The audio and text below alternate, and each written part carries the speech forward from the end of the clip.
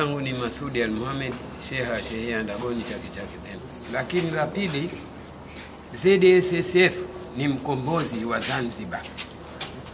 Tunashirikiana nao kila hali kwa sababu ule mfuko ni mfuko wa kusaidia jamii. Sasa mfuko kama ule baada ya ZSSF kuna na mfuko huu wa pensheni jamii. Pensheni jamii. Hii ni mifuko ambayo kuwa inatusaidia sana sisi wanyonge.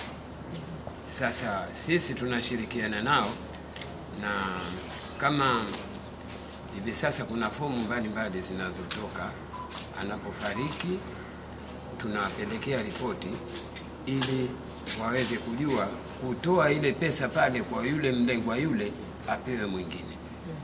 Na sisi tunaiahidi ZSSF tuko pamoja na tutashirikiana nayo kikamilifu kwa sababu sote tunajenga nyumba moja. Kusaidia taifa na sisi ni wana taifa. Lakini watu wa ZSSF yote tumekabidhiwa haya mabuku. Na sote tunafanyia kazi. Na tulipata uelewa wa kutosha. ZSSF walitupa uelewa wa kutosha ndani hapa ili kuyashughulikia haya madaftari.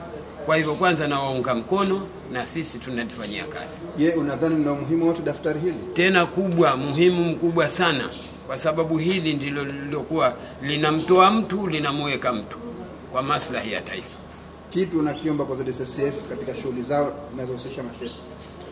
Ninachokiomba kwa ZSSF ni kwamba wasitosheke na masheha tu. Kwa sababu sheha kama mimi nina wajumbe 10. Lakini kila mmoja na weledi wake na uelewa wake juu ya kuwashughulikia hao masheha.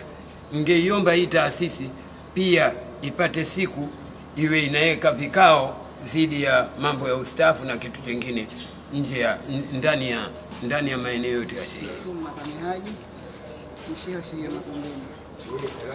Nataka niseme kwamba kutokana na mafunzo haya ya leo, baadhi ya mambo mengi ambayo masheha tunayo na tunayafanya. Lakini kama kawaida ukumbusho ni lazima.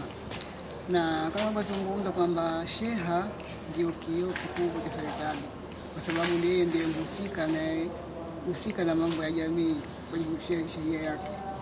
Kwa maana hiyo, kwa haya mafunzo ya leo yote ambayo tumeyapewa, ni naahidi kwamba tutayafanyia kazi vizuri na hatutofeli. Kwa sababu kwanza tu wazoefu nayo, si kwamba ni mapya. Na ukumbusho unapotokezea leo unatukumbusha na kutuamsha. Kwa hivyo hakutotokea shida yoyote ile hili. Tutafanya kazi atakayefariki. Na tunafanya tunafanya kazi, anayefariki yote tunamwandikia barua, tunapeleka pale sehemu husika.